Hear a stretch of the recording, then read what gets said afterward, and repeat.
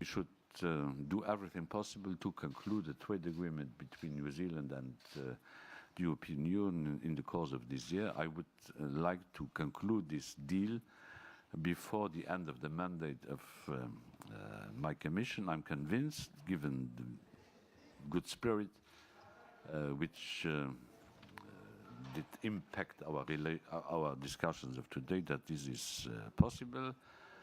New Zealand is far on the map, but close to our hearts. And I would like to tell the New Zealanders that this is something I'm not saying every time.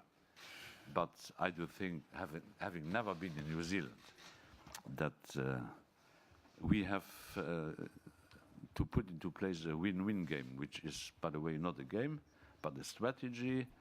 There is nothing between New Zealand and the European Union which could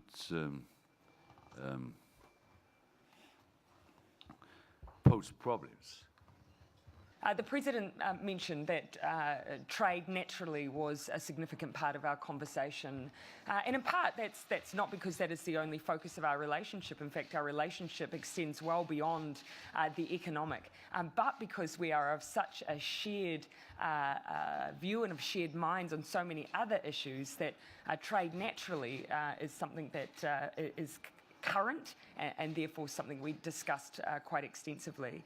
I think what we're both aware of is that the pace at which the EU free trade agreement negotiations with New Zealand are moving in and of itself is unusual in terms of how quickly the number of meetings that have been held.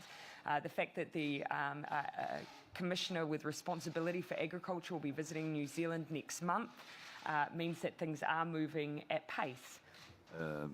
Commissioner Hogan will go to New Zealand instead of having me going to New Zealand. I pick up some jealousy.